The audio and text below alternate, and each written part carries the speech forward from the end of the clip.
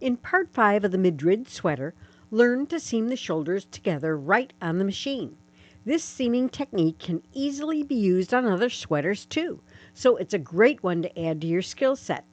For the Madrid Sweater, seaming the shoulders is the only finishing that must be done before knitting the top-down set-in sleeves. However, since you will use the very same technique to join the back neck edges, this seam is also covered in this video. So let's begin. Bring out all the needles for the shoulder join and open all the latches. This is the back section of a shoulder. So I want the right side facing me of the back section. And then I'm going to pick up each of the stitches from the waist yarn, hang each of the stitches from the waist yarn onto the needles. So first I hang the back with the right side facing me, and see how tight this end one is? It's right there. We'll get it. And this one actually has a yarn tail attached to it, so let's see if we can use it. Okay, these can be pushed back behind the latches. Okay, the waist knitting can be removed.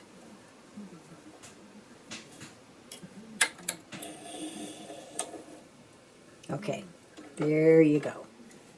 So that's the back section. Now, I want to make sure I attach the correct front section.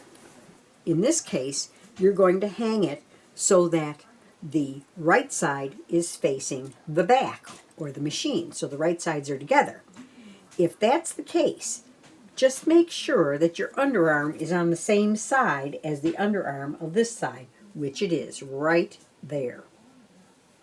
We've pushed the back behind the latches. We're going to hang these stitches into the hooks. Once again, opening the latches speeds the process along.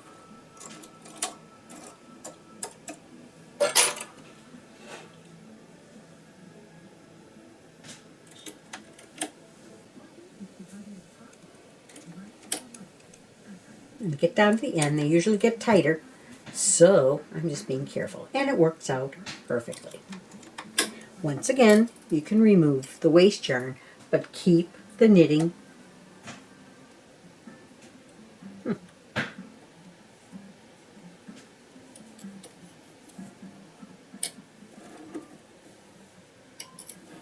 Keep the knitting in the latches, the stitches.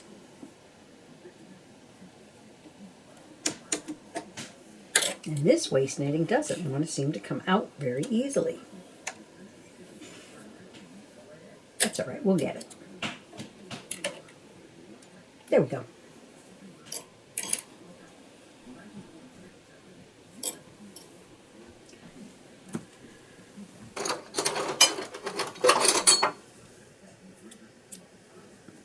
Okay, so our waist knitting is out on this. Now, you may want to put a little weight on it, just so it doesn't roll off the hooks while we're doing this. Okay, we're going to push these stitches back, and that's going to close the latches around the hooks, the stitches in the hooks.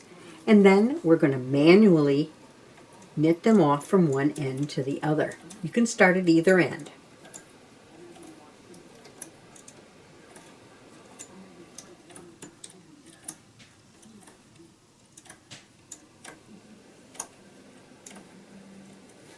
Okay, now that they're knit off, if you have an end that's convenient, in this case I have it on my left hand side, I can take my latch tool and push all my stitches out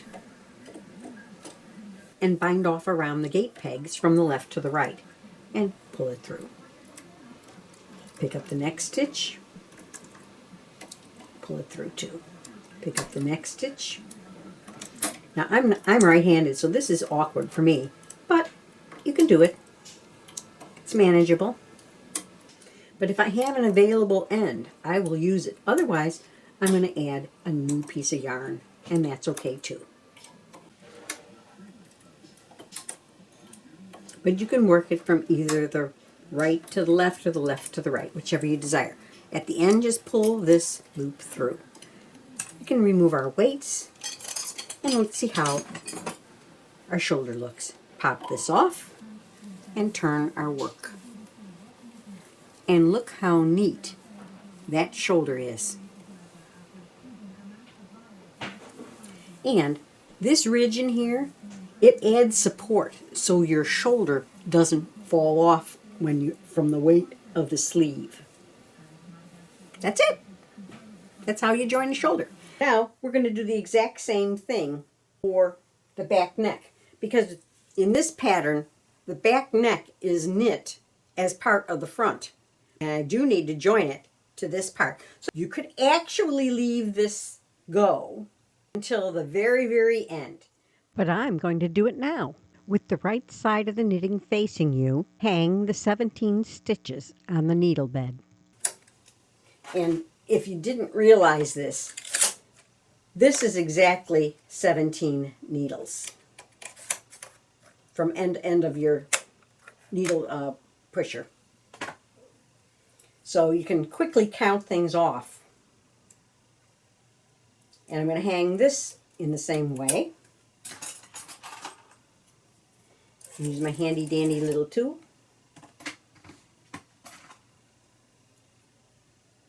To hang these on.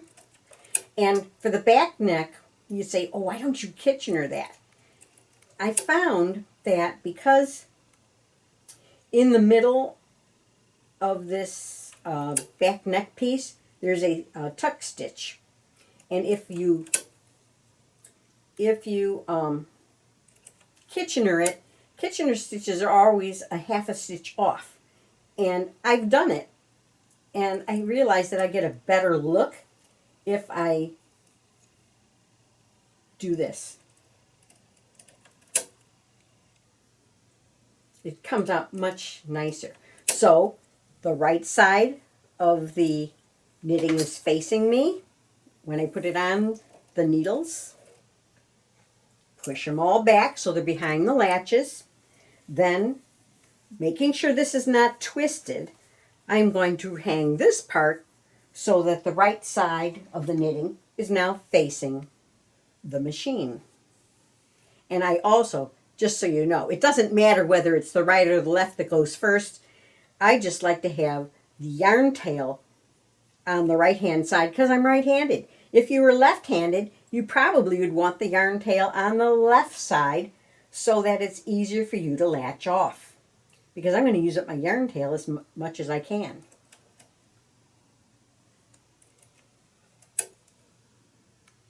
I want them in the hook. Because if I use my stopper, you do the same thing I just did and basically knit them off. Get my latch tool. Now, I want this to be firm just like before.